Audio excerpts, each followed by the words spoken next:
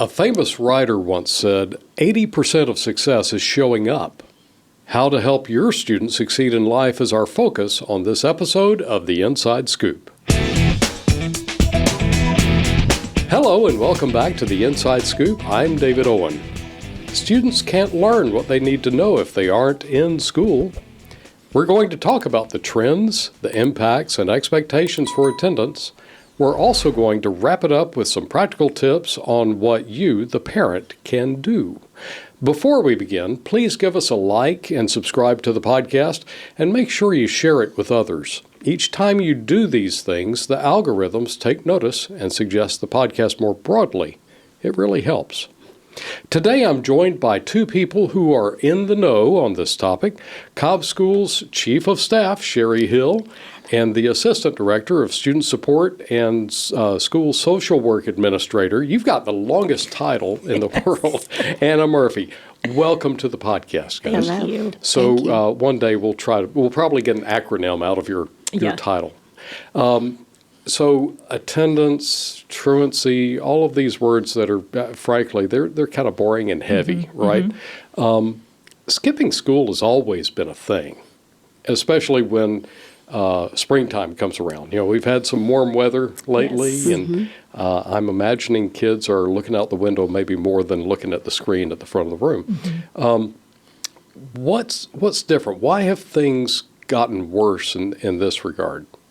Absenteeism has been on the rise, and when the pandemic hit, we did have to switch to a digital virtual world, and many students developed new habits, and parents too, about how we could do school. Now, it has improved somewhat since those pre-pandemic levels, but schools across the county have seen this trend, and we are really prioritizing attendance again, more so, because now that we are, the world is back and we're where we need to be, we know that learning in person really cannot be replaced. Yeah, there's something about the interaction of being in person that makes a huge difference. Now, you said across the county. Is this just Cobb County we've seen this as an issue, or is this? Really, it's across the nation. Really? So it really is across the nation, and the state of Georgia has specifically been working on legislation and has really passed through some legislation to really define absenteeism, chronic absenteeism, and really working with schools and all of our districts to make sure we all have some really consistent things in place to support our Georgia students. Okay. So it's not just Cobb County, it's across the board, and it's primarily because, is it fair to say that we, during the pandemic, kind of slipped into some bad habits? Is that a fair assessment? I don't want to, pin that on parents who are doing all the right things, but obviously it's really easy for when nobody's looking at the classroom per se to slip into some bad habits. Yeah, I think that this whole thought of hybrid, whether it's work or school, really came into the forefront. And so I think there may be some that consider, that's traditional school going every day. But again, that social interaction really can't be replaced. So you could consider it some bad habits of wanting to sit in my bed and do my work and leave my pajamas on and leave my hoodie on. And so we could say there could be some bad habits around that. Okay. So some would say, and I'm not going to name who they are, maybe people I know, would say that going to a classroom is really unnecessary. And just a moment ago, you said there's nothing that matches the quality of education like in-person, face-to-face education. So why does attendance really matter if maybe you go every fourth day you skip or something like that, and then you just take the test and you get by? Well, now don't hurt me with your answer. You've got that look on your face. Instruction is daily. Yeah. And it's like if you're absent because you are sick and you come back and you've got your things that you have to do, it really can't be replaced with that actual time working with the teacher, working with your peers, working with your classmates, and really having those experiences. I like to consider school and the classroom an experience. And then if you miss too many days, there are learning gaps. that start to pop up, and just success at school and reading. And when we look at the assessments and end of year things to measure growth in academics, if you've missed a compounded month of school, it's hard to replace that. No, okay. All right. So, yeah, a month of school, but is that common? I would expect maybe, 7 to 10 days a kid gets into trouble for missing class? I'm seeing eyebrows raised here. Anna, maybe you could address the realities in Cobb County. What have you seen as when things go into the red zone, so to speak, for attendance? So, and unfortunately, we have seen a trend in more students being absent from school for both excused and unexcused. So part of what we're really trying to narrow down, as Ms. Hill mentioned, is really looking at that chronic absenteeism and really trying to define, because if you're not in school, be it because you're out sick or you're just not in school because of skipping, you're really missing out on school. So that's that chronic absenteeism that we're really trying to define and help students and parents understand the importance of needing to be in the school.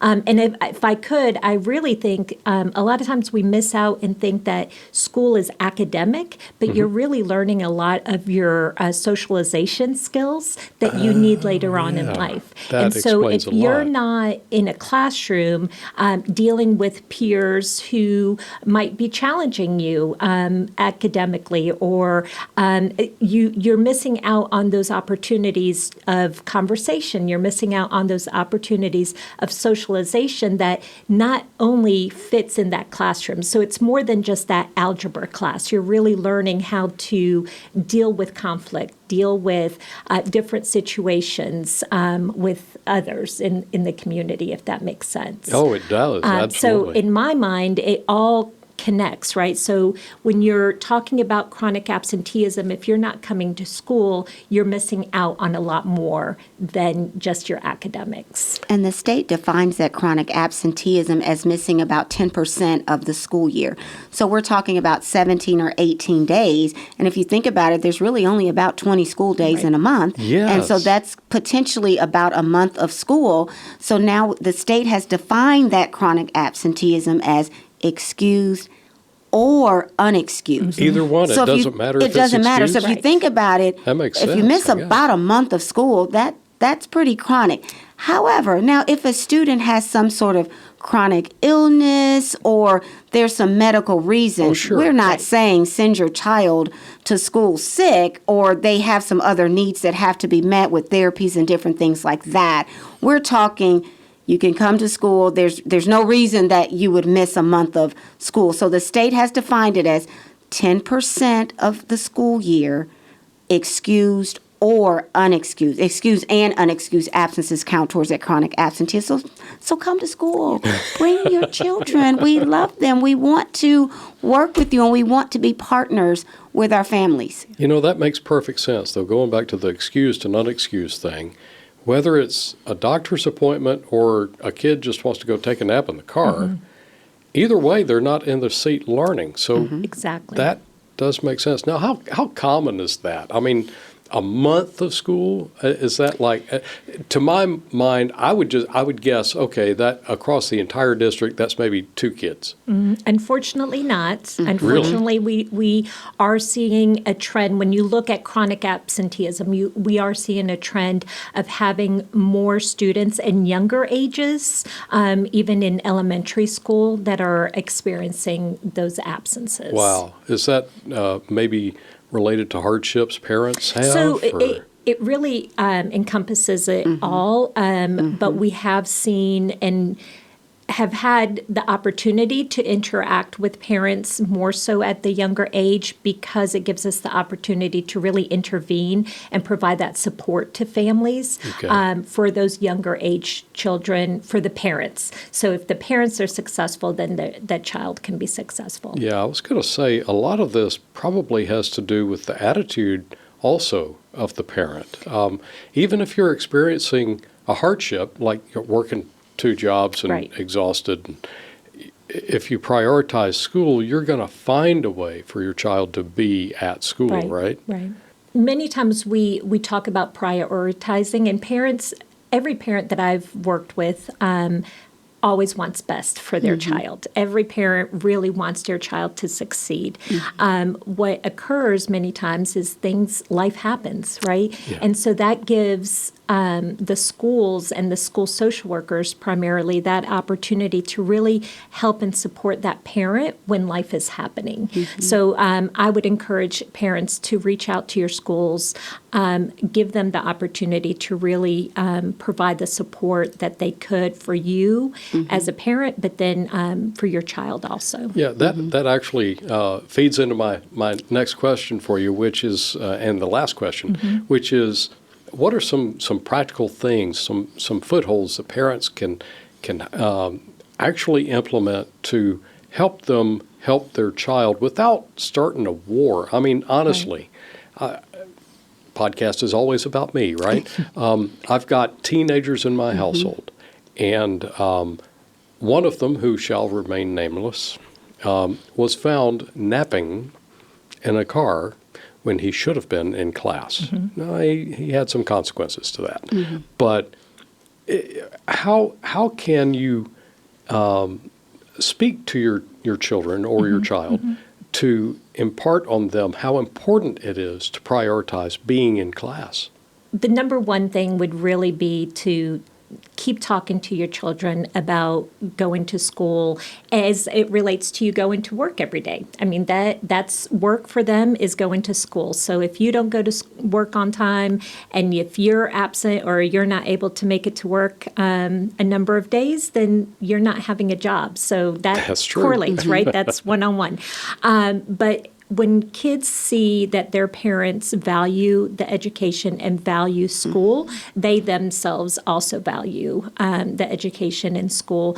I think it's really important for parents to feel comfortable talking to their schools and talking to the teachers when teachers are reaching out to parents and checking in on their kids from being absent. So giving the teachers the opportunity to really support them, schedule appointments when you can outside of school time, either early morning so that maybe they're coming in a little bit late but not missing the whole day if they have a 10 o'clock orthodontic appointment. Setting those expectations, setting those consistent routines really helps everybody in the family, right? Putting your clothes out at night, getting your backpack ready to go. I know even now as an adult, I do that for myself, right? If I don't have my lunch bag where I need it to be every morning, I forget it. And it really, I just want to stress to parents to really give us the opportunity at schools to support you.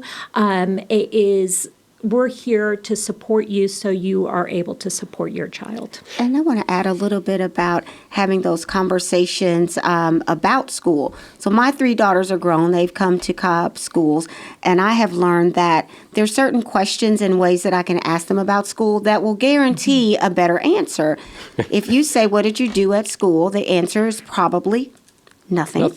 However, asking specific questions, I would ask them things like, "Who did you sit at lunch with? What did you guys talk about today? What was some experience at school that really meant a lot for you? What did you learn today?" So sometimes adding those sorts of questions also shows the students and your children that you are invested in what they're doing that day, and it invites you a little bit more into their day as opposed to nothing. And then when you have the orthodontic appointment, anyone who's had braces, it's ever so often, and you're like, "Geez, when are these braces coming off?" And my daughters used to say, "Oh, no, I can't go at that time." Like, "Oh, I'd rather come at 8, or it has to be after this time because in class, we're doing some project or experiment." And so when we know about those things as parents, it helps us as we're making those appointments and doing that and just having those conversations. It really does show our children that we value what they're learning and what they're doing at school, and it means a lot to them. I love the asking specific questions approach, because that actually reflects on your own experience in school, right? Yeah. I mean, you're drawing on some of that. I know things have changed through centuries. But the reality is that when they hear you ask a question like, who'd you sit with at lunch? Okay, that was a huge thing, right? And so I love that. So is there anything else that you guys want to add? Any success stories or? I definitely can share a success story. We recently met with a parent. It was actually a mom and a dad, and their child was, I believe, either second or third grade, I can't remember correctly, so elementary school age, and had attendance issues since kindergarten, so the last couple of years. But it took a meeting with the school social worker, the administrator, the principal of the school counselor, even the school nurse was invited. And so sitting around the table where the parents felt comfortable enough to share some of what was happening in the family. And so we were able to support that family, support that child with new clothes. We were able to support the family with some financial assistance to even be able to wash clothes.